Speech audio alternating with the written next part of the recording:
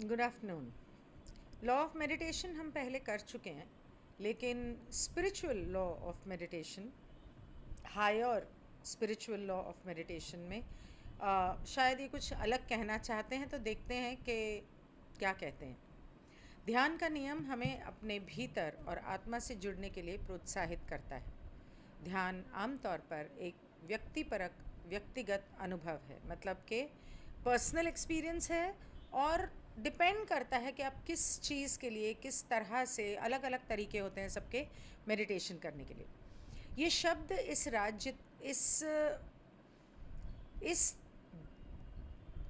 ये शब्द इस स्टेट तक, मतलब इस जगह तक पहुंचने की प्रक्रिया के साथ साथ स्वयं को भी इस स्टेट में संदर्भित कर सकता है। मतलब कि the term can refer to the process of reaching the state as well as to the state itself. मतलब कि इस शब्द का मतलब एक तो वो है जहाँ आप उस मेडिटेटिव स्टेट में पहुँचने के लिए प्रक्रिया करते हो, और उसमें वहाँ पहुँचने के बाद भी उसको भी ध्यान ही कहा जाता है।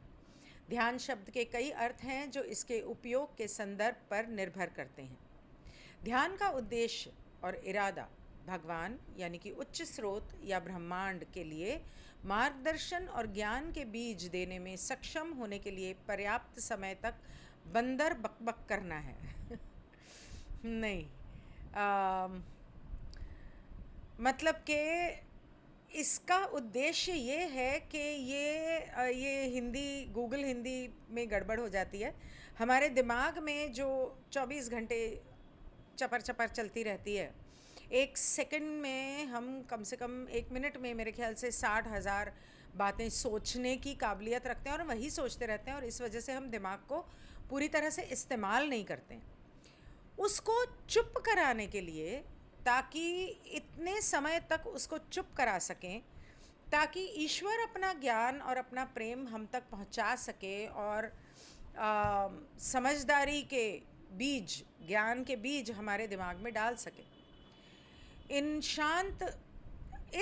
शांत समय में, इस ध्यान के समय में हमारे पास ये मौका होता है कि हमें जो ईश्वर देना चाह रहा है, या हमारे पास जो संसाधन उपलब्ध हैं, उनके बारे में हम जान सकें और उसका पता लगा सकें और उसके ऊपर काम कर सकें। यही वो स्थिति है, राज्य नहीं, स्थिति है, जहाँ पर हम अपनी सच्ची अवस्था या अपने सच्चे स्वतः को समझ सकते हैं। ये हमें हमारे उस दिव्य स्वतः का विस्तार करने में मदद करता है। ध्यान के सैकड़ों विशिष्ट प्रकार हैं। कोई प्राणायाम करता है, कोई साइलेंट मेडिटेशन, कोई गाइडेड मेडिटेशन, कोई म्यूज़िक मेडिटेशन। हम लोगों को हेमीसिंक मेडिटेशन करना सिखाया है। लोग अपनी संस्कृति के संदर्भ में, हर एक के लिए अलग अलग तरीका होता है। किसी के लिए आर्ट मेडिटेशन हो सकता है। मैं तो रंगोली बनाती हूँ तो मेरे लिए वो मेडिटेशन है। मैं पेंट करती हूँ तो वो मेरे लिए मेडिटेशन है। मैं संगीत सुनती हूँ या गाती हूँ क्लासिकल, तो वो मेरे लिए मेडिटेशन है। तो हर एक का तरीका अपना है। किसी के लिए डांस मेडिटेशन हो सकता है। That's another form of a beautiful meditation. लोग अपनी संस्कृति के संदर्भ में कई कारणों से ध्यान का अभ्यास करते हैं। ध्यान कई धर्मों का एक घटक है, मतलब हर धर्म में ये सिखाया जाता है और बताया जाता है, और प्राचीन काल से इसका अभ्यास किया जाता रहा है। विशेषकर मठवासियों द्वारा। मठवासी मतलब जो तिब्बत के जो मॉनेस्ट्रीज़ में जो गुरु, ऋषि, मुनि जो मेडिटेशन में बैठते हैं। अधिक से अधिक डॉक्टर रक्तचाप को कम करना, एंजाइना मतलब जिनको हार्ट की प्रॉब्लम है, उन लोगों में व्यायाम प्रदर्शन में सुधार करने, अस्थमा से पीड़ित लोगों को आसानी से सांस लेने में मदद करने और अनिद्रा से राहत देने में, और आमतौर पर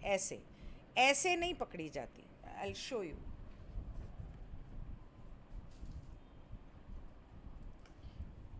मुझे पहले पता होता तो मैं साथ में लेके बैठती।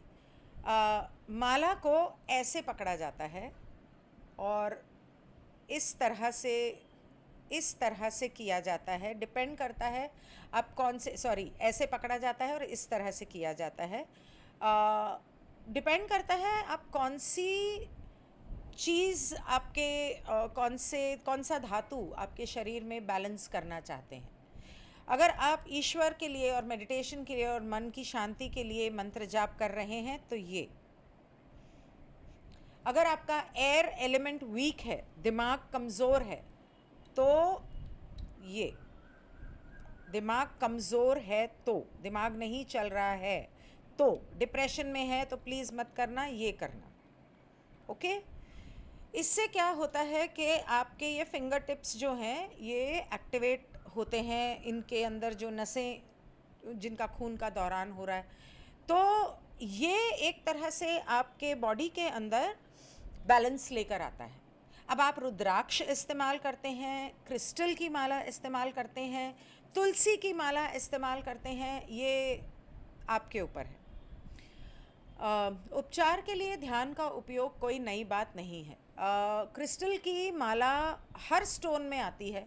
आपकी ज़िंदगी में किस चीज़ को आप बढ़ाना चाहते हैं, आपके कौन से चक्र को बैलेंस करना चाहते हैं, उस हिसाब से आप क्रिस्टल की माला इस्तेमाल कर सकते हैं। उपचार के लिए ध्यान का उपयोग कोई नई बात नहीं है। ध्यान तकनीकें दुनिया भर की विविध संस्कृतियों और लोगों का उत्पाद है। ये दुनिया के महान धर्मों की परंपराओं में निहित है, मतलब कि जड़ है उसकी। वास्तव में व्यावहारिक रूप से सभी धार्मिक समूह किसी न किसी रूप में ध्यान का अभ्यास करते हैं। ओशो के आश्रम में एक बार गई थी मैं, 3 दिन रही थी वहाँ पर। जब मैं गई थी तब ये प्रथा थी कि आपको एक साइकिल से गुजरना पड़ता था। मतलब पहले आप 1 नंबर के कमरे में जाएंगे, वो मेडिटेशन करेंगे, फिर दूसरे में जाएंगे, फिर तीसरे में जाएंगे, फिर चौथे में जाएंगे, लास्ट में आप साइलेंट मेडिटेशन में जाएंगे। एंड ओ माय गॉड, उसका असर जो था ना, बहुत ही सुंदर था। तो पहले तो जब आप, मुझे अब एक्चुअल क्रिया याद नहीं है, but if I am not wrong, पहले आप जिसमें जाते हैं उसके अंदर जी भर के आप उछलते हैं, कूदते हैं, चिल्लाते हैं, अपने अंदर की सारी नेगेटिविटी को निकाल देते हैं।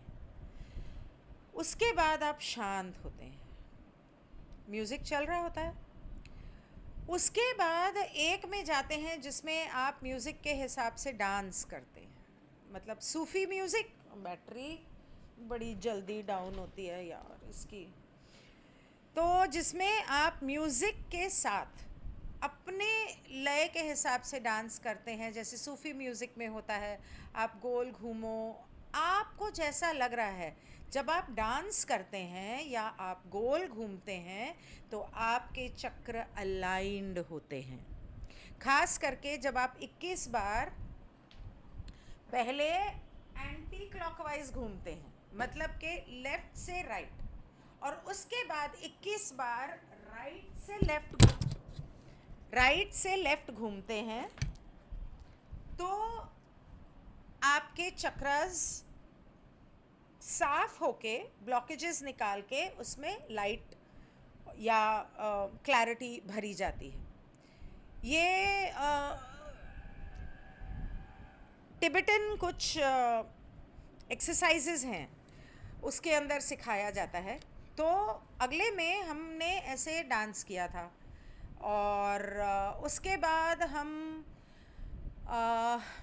कुछ एक्सरसाइजेस थी करवाई थी शायद हम लोगों से, वो पहले वाले में करवाई थी। फिर गाना जैसे गाया जाता है, जैसे आप नाचते हुए या झूलते हुए आंखें बंद करके, आप म्यूज़िक चल रहा है, आप उसमें अपने थ्रोट चक्र का इस्तेमाल करके आप जो भी गाना चाहो या बोलना चाहो या आवाज़ निकालना चाहो, आई यू, इस तरह से कुछ था। मुझे क्लैरिटी से याद नहीं, बड़े साल हो गए। इस तरह से 4-5 मेडिटेशंस करने के बाद लास्ट वाले मेडिटेशन में तो हम पिरामिड में गए थे। वहाँ पर ये सारा कुछ मिलजुल के हुआ था। मतलब पहले उछलना कूदना और साथ में चिल्लाना, और उसके बाद म्यूज़िक सॉफ्ट हो गया और फिर डांस करना, और उसके बाद साइलेंट मेडिटेशन में बैठे, और उसके बाद ओशो का प्रवचन हुआ।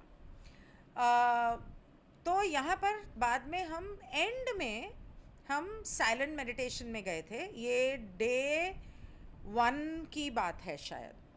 और साइलेंट मेडिटेशन हुआ था ओशो के कमरे में, जहाँ वो मेडिटेशन किया करते थे। और मेरे ख्याल से यहाँ उस मेरे दरवाजे से लेके यहाँ तक ये इतना पूरा जो जगह है, इतने बड़े बड़े 2 क्रिस्टल रखे हुए थे। एक क्लियर क्वार्ट्ज था और एक एमेथिस्ट था। क्रिस्टल मतलब क्लस्टर्स रॉ। उसकी जो एनर्जी थी, और ग्लास का डोम बना हुआ था जिसके अंदर बैठ के हमने मेडिटेशन की थी। और वो मेडिटेशन में मुझे 7 रंग दिखे थे। ऐसे लगा था जैसे वो सतरंगी मोर मेरे आसपास नाच रहा है, और मेरे गुरुजी दिखे थे। तो वो साइलेंट मेडिटेशन का मज़ा ही कुछ अलग था। लेकिन उससे पहले जब आप साइलेंट मेडिटेशन करते हैं तो खुद को ये फिज़िकल एक्सरसाइज, वोकल एक्सरसाइज, इन सब से निकालना ज़रूरी है। मतलब ये सब करना ज़रूरी है ताकि वो नेगेटिव ऊर्जा आपके अंदर से निकल जाए। तो खैर ये हमने वहाँ पर किया था। कभी आपको मौका मिले तो ट्राई करना, एक बार जाने में कोई हर्ज नहीं है। दोबारा मैं इसलिए नहीं गई क्योंकि कोविड के इतने वैक्सीन लो, ये लो, वो लो, वो सब नाटक शुरू हो गया। वास्तव में व्यावहारिक रूप से और अब तो मैं पूना में गई थी, और अब तो वो पूना का आश्रम ही बेच रहे हैं, केस चल रहा है। वास्तव में व्यावहारिक रूप से सभी धार्मिक समूह किसी न किसी रूप में ध्यान का अभ्यास करते हैं। पीड़ा को कम करने और उपचार को बढ़ावा देने के लिए ध्यान का महत्व हजारों वर्षों से जाना और अभ्यास किया जाता रहा है। तो ये पढ़ने के बाद मुझे एहसास हुआ कि जो पहले हमने मेडिटेशन का किया था वो डिफरेंट था। उसके अंदर मिलती जुलती बातें लेकिन कुछ अलग बातें थीं, और इस वाले में कुछ अलग बातें थीं। तो खैर आप अगर वो वाला भूल गए हो तो आई वुड सजेस्ट कि आप वो लॉ ऑफ मेडिटेशन एक बार दोबारा सुन लो, और साथ में ये सुनो, ये हायर स्पिरिचुअल लॉ है शायद, इसलिए। खैर that's all for now. I will see you soon. Good bye.